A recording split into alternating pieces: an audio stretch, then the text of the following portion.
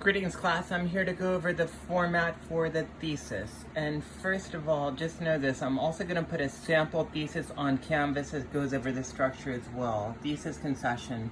So in the previous video, I already went over the topic. So we're going to assume for this thesis, we're going to assume you want to be easier on guns. We should not be hard on guns because of the Second Amendment. It gives us the right for the Second Amendment.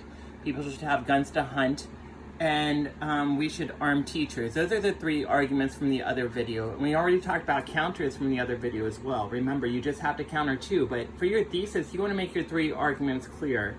Your second paragraph is a concession. And this is where you flip sides.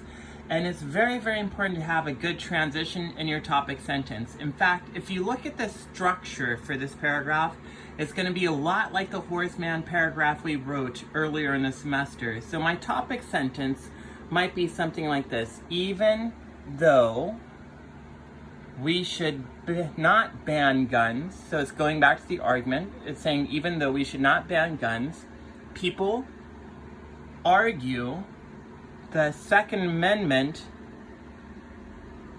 is outdated, so that's counter number one, and you can hunt with a bow and arrow. So in the topic sentence, if you look very carefully at this, it says, even though we should not ban guns, that's a transition. It's clarifying that even though we should not ban guns, people argue. So that's showing that we're going into the other side. We're approaching the other side. You want to have a really good transition to make it clear that you're going into the other side. This is not what I think, this is what the other side thinks. And you also want to make sure you have both counters clear in your topic sentence. And for this one, we have the Second Amendment is outdated.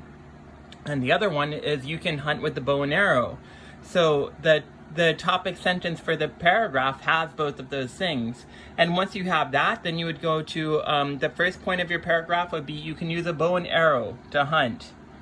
And once you have that, you would need support. You'd have to tell me how many animals are killed, how many deer are killed with a bow and arrow every year. You'd have to do research. And if I say, I don't know, 300 deer are killed by a bow and arrow for hunting every year, I'd elaborate on that and I'd say that's evidence that you don't need a gun to hunt.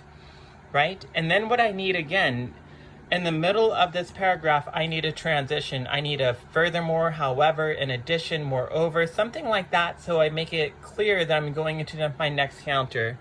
And my next counter would be the Second Amendment is outdated. So I'd go into it. I'd talk about, I might find research of critics who say that it's outdated. It was written a long, long time ago. Our society has changed. People have changed. And once I have that research, I would elaborate on it.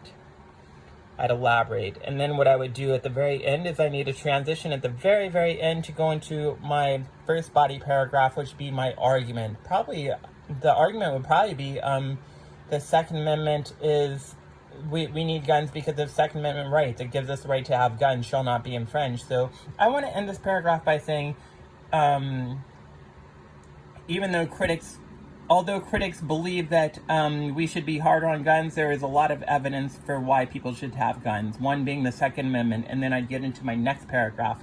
So what I'm going to do is I will have office hours if you guys have questions on this. I'm also going to put a sample on Canvas as well. But this is a concession. All right?